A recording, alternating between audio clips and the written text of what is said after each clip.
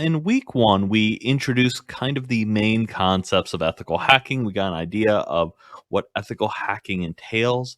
And in week two, we're going to start to dive into footprinting and reconnaissance. And for this video, I just want to give a quick introduction of some of the concepts we're going to be going over this week and what footprinting and reconnaissance means when we talk about ethical hacking. So when we talk about reconnaissance, we have two typical types of reconnaissance. We have passive and active methods of reconnaissance. Now you can think of passive methods as something that maybe doesn't create evidence or something that's not actually interacting with either a person or a computer system that might create logs. So let's think about some different ways you could passively or actively gather information on a network. Well, one way that is a surefire way to gather information is dumpster diving, digging through the trash. The amount of information that people throw out is quite astounding. And a lot of times there's a lot of personal information that's tied up in what people throw away. So dumpster diving. Now, when you think of dumpster diving, do you think of it as an active or passive method of reconnaissance? Believe it or not, dumpster diving is considered a passive method of reconnaissance because generally it doesn't create any logs behind. Now, there may be a physical CCTV camera, but generally, once people throw things away in the trash, they aren't recording what happens to it. And oftentimes it even becomes public property. This is why it's so important to shred important documents and not throw away critical information.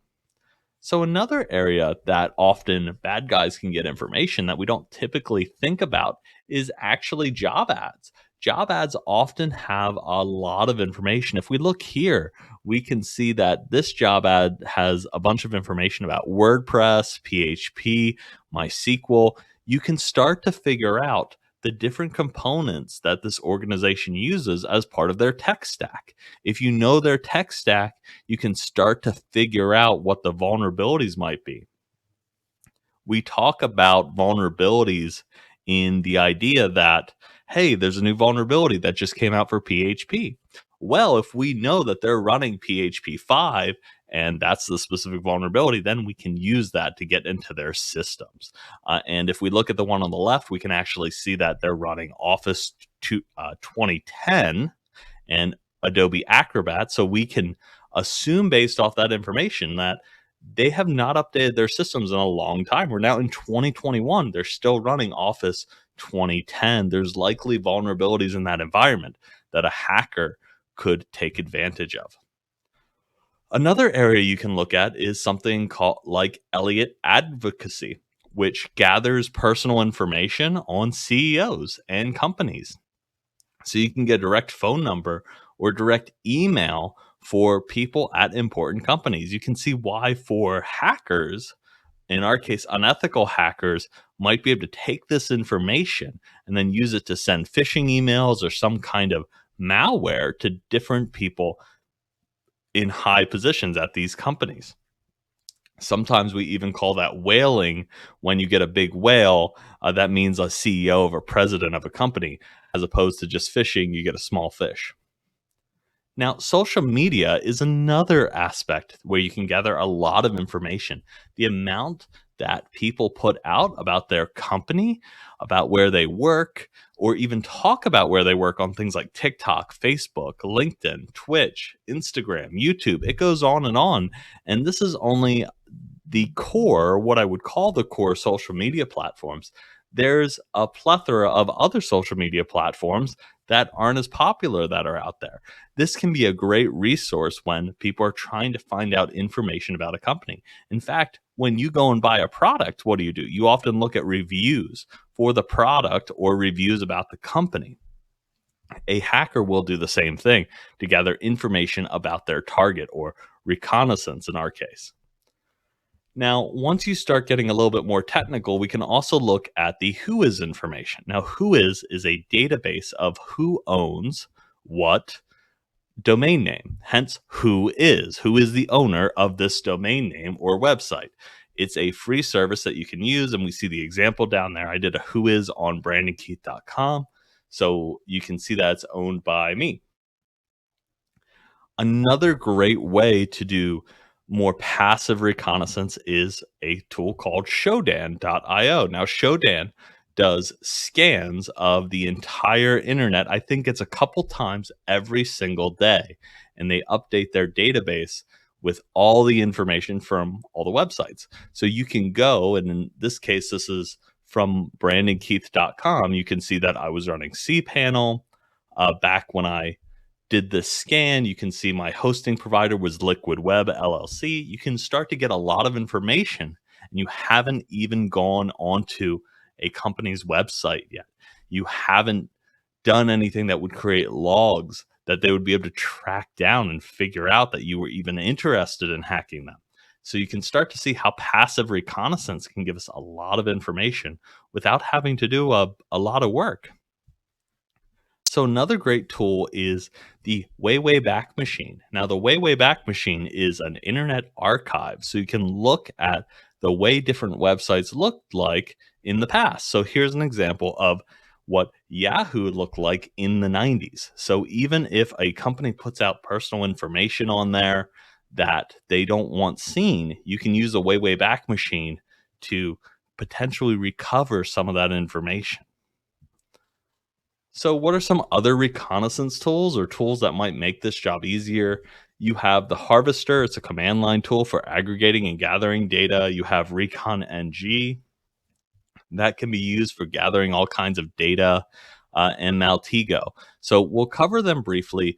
You don't need to worry, these won't be on a test, but this is just for your own knowledge, so you know that these types of tools exist and an idea of what these tools do. So if we look at the Harvester, very similar to other tools, it's going to look through my domain and look through public records to find any public information, such as emails, addresses, public profile accounts, such as Facebook accounts that might be tied to this company. So you can start to see how using these tools, again, we're gathering this big database of information. If it's a big company, you might get a lot of information relatively quickly. Now, Maltego is a little different in that it lets us create a map of all the public assets that a company has. So in this example, we're looking at how Maltego is looking at Petarov.com and figuring out where that company exists all over the internet. So think about if you're working with a company that is using cloud services like Azure or AWS. This tool is used to figure out what cloud services they're using and where their services are spread out over the internet. You can think about how dangerous that could be. All right, so that covers all of the passive methods of intelligence gathering generally. But for this week, we're going to focus. It's good to know about them, but we're going to practice mainly using active reconnaissance scanning methods. So we're going to scan actual machines in our lab environment and pull back some real information. So for active reconnaissance, there's typically 4 different ways you can do reconnaissance. And you can do scanning or fingerprinting, hence the fingerprinting and recon title. You can do vulnerability scanning with some type of vulnerability scanner. You can do traffic poisoning, where you're listening on the network line to try and capture any kind of traffic, clear text credentials, anything that might be coming over the wire. And you can do active enumeration. So that's where you are actively asking computers and probing them. It's similar to vulnerability scanning in a way. You're actively participating in communication on the network to gather additional information. So for Nmap, this is going to be the tool we're going to be using most of this week. It is the de facto Swiss Army knife of network scanning. It's been around for over 20 years. It was featured in The Matrix, believe it or not. Been featured in many other movies as well. This is a hacking tool that has stood the test of time and is still the #1 tool to learn if you're going to do anything in ethical hacking, or really, as a cybersecurity professional, it's probably the number one tool to know and understand. You can do network ping sweeps, you can scan and enumerate ports and services, and it has over 500 different scripts that provide all kinds of additional functionality. So here's an example of us running Nmap. So in our case, we're just going to run a quick Nmap scan, get a bunch of different information back. So you can see that it pulled back a slew of things. It figured out what it thinks the OS might be. It figured out the open ports. So based off the ports, we know this is a Windows Server 2008 R2 data center. Addition, we pulled back some additional services. We can see that Tomcat is running. So we can get a lot of information about a machine just from running Nmap. We can see there's an FTP server open. These are the types of things we're going to be running. And once we get that information, then we can look at how we hack that specific service. Now, when we talk about vulnerability scanners, there really are what I would consider four on the market. We have Nmap, which does a little bit of vulnerability scanning. It's not super in-depth. Tenable Nessus is probably considered the de facto standard or number one. Then we have Nexpose, which is by Rapid7, the same company behind Metasploit. OpenVAS is an open source vulnerability scanner, but it's backed by a commercial vulnerability scanner known as Greenbone Security. So those are really the big four. You have a fifth one that's kind of up and coming called Koalas that has started to make a lot of inroads in the industry. But generally, you'll probably be working with Nmap, and often in industry Nessus is the two big scanners that most cybersecurity professionals will work with. And most of the labs tend to be tailored around Nmap because it's open source and it's free, and sometimes Nessus, a free version. So even if none of these tools work, there are a lot of custom options for hackers. A lot of hackers will build their own tools with little programming scripts that they write. Here's some examples of different libraries. Most hacking tools are written in Python, just because Python tends to be the easiest one to write. So Scapy is a Python library that allows you to craft and forge your own packets. It's similar to Nmap, but it kind of lets you build your own Nmap scanner, if you will. A request is a Python library, so you can manipulate different requests to websites. Scrappy lets you run and automate and build your own web spiders like Burp Sweep, like Zap, OWA Zap and Burp. And Man in the Middle Proxy lets you intercept traffic. So this is just an example. I don't want you to get too hung up on this. I just wanted you to know this for your own benefit as far as rolling your own tools. You don't really have to worry about this. I would say that 95% of cybersecurity professionals aren't really writing their own tools, but definitely the top 5 to 15% are. So that's it for the introduction for week 2. Best of luck in your hacking adventure this week. As always, please reach out to me if you have any questions, concerns, you get stuck on any of the labs or any of the information. Please feel free to reach out, and I will see you again next week. Thank you.